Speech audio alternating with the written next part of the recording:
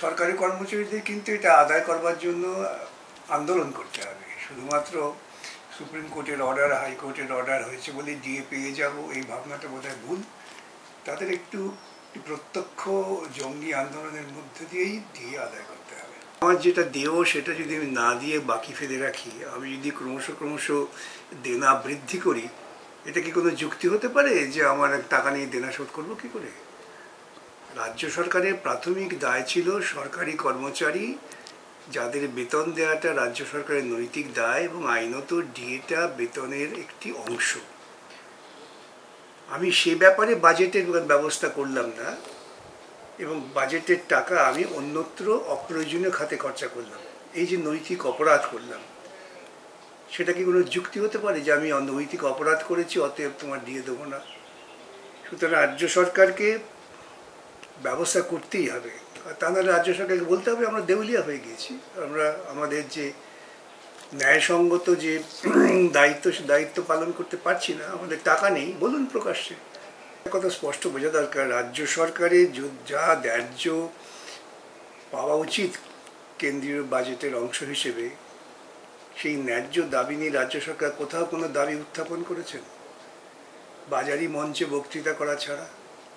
নীতি আয়োগের মিটিংয়ে গিয়ে রাজ্য সরকার বলেছেন যে এই খাতে আমাদের প্রাপ্য টাকা কেন্দ্র দিচ্ছে না। ব্যর্থ লোকের একটা বিভ্রান্তিমূলক কথা। আর যদি কোনো বাপ মা বলে আমার ছেলে উলঙ্গ হয়ে ঘুরে বেড়ায়, তাতে কিছু যায় আসে না, আমি 6টা গণেশ মূর্তি বাড়িতে কিনে নিয়ে এলাম, তাকে আপনি কোন পর্যায়ে বিবেচনা করবেন? ঠিক একই দৃষ্টিকোণ থেকে রাজ্য সরকারকে বিবেচনা করতে হবে। রাজ্য সরকার হচ্ছে রাজ্যের অভিভাবক, তার নৈতিক দায় ছিল ডিএ। যখন আমি বাজেট করছি আগে ডিএর টাকায় সংস্থান করি, সেটা না করে আমি অন্য কিছু করে থাকি, তা আমি অন্যায় করেছি, অপরাধ করেছি। আমি আমার একদল লোককে বঞ্চিত করে আরেক দলকে খানিকটা মুখে হাসি ফোটাবার চেষ্টা করেছি। এ এক খুব বড় রাজনৈতিক এবং নৈতিক অপরাধ। কবে নাগাদ তারা ডিএ পেতে পারে? কবে নাগাদ পেতে পারেন তাহলে আমি বলতে পারবো না। এটা তো সরকারের দায়িত্ব, সরকার দেবেন, দেওয়ার নৈতিক দায়। এখন সরকারি কর্মচারীদের কিন্তু এটা আদায় করবার জন্য আন্দোলন করতে হবে। শুধুমাত্র সুপ্রিম কোর্টের অর্ডার, হাইকোর্টের অর্ডার হয়েছে বলে ডিএ পেয়ে যাব এই ভাবনাটা বোধহয় ভুল। তাদের একটু প্রত্যক্ষ জঙ্গি আন্দোলনের মধ্যে দিয়েই ডিএ আদায় করতে হবে। এ প্রসঙ্গে রোপা রুলের কথা আসছে, এই রোপা রুলের অন্তর্ভুক্ত বা রোপা রুলের তালিকায় কারা পড়বে? রোপা রুল যাদের উপর প্রযোজ্য হয়েছে, রাজ্য সরকার, কর্মচারী, শিক্ষক, শিক্ষিকা সকলেই যারা রোপা রুলের আওতাভুক্ত, তাদের প্রত্যেকেই পাওয়া উচিত। 141 মাসের ডিএ দিতে হবে রাজ্য সরকারকে, কিন্তু সেটা তো একটা বিরাট পরিমাণ অ্যামাউন্ট। তো এই পরিমাণ টাকা কি রাজ্য সরকারের কোষাগারে থাকতে পারে? আচ্ছা, আমার যেটা দেও সেটা যদি আমি না দিয়ে বাকি ফেলে রাখি, আমি যদি ক্রমশ দেনা বৃদ্ধি করি, এটা কি কোনো যুক্তি হতে পারে যে আমার টাকা নিয়ে দেনা শোধ করবো কি করে? রাজ্য সরকারের প্রাথমিক দায় ছিল সরকারি কর্মচারী যাদের বেতন দেওয়াটা রাজ্য সরকারের নৈতিক দায় এবং আইনত ডিএটা বেতনের একটি অংশ। আমি সে ব্যাপারে বাজেটের ব্যবস্থা করলাম না এবং বাজেটের টাকা আমি অন্যত্র অপ্রয়োজনীয় খাতে খরচা করলাম।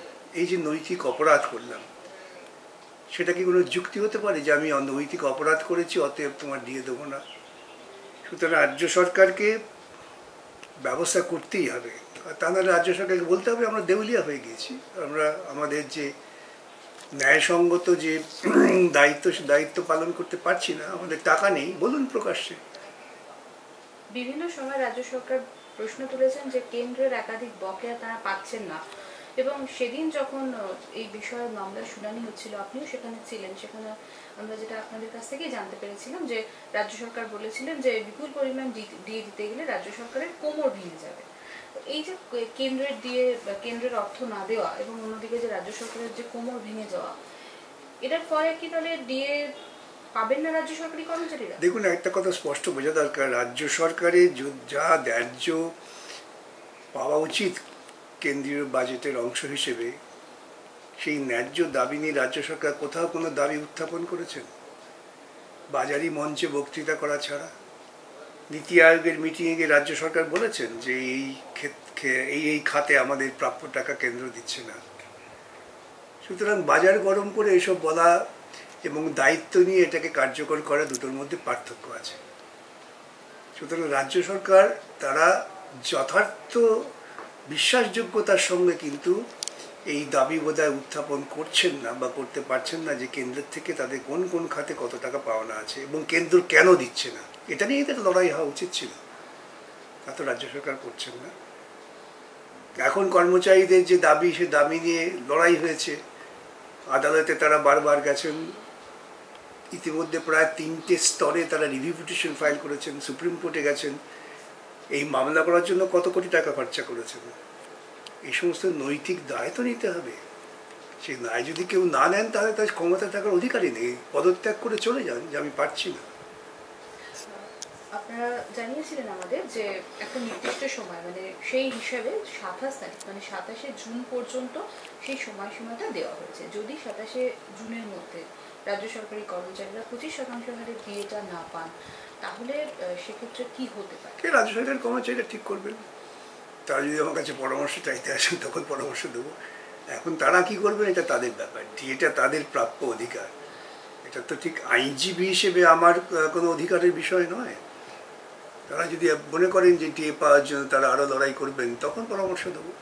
আরেকটা বিষয় যেটা, যে রাজ্য সরকারের যে একাধিক প্রকল্প এবং বিভিন্ন ক্ষেত্রে যে অনুদান, সেই কারণে রাজ্য সরকারের একটা বিপুল পরিমাণ ব্যয়, তো সেই ব্যয়ের উপর কি কোনো প্রভাব পড়তে পারে এই ডিএ দিলে?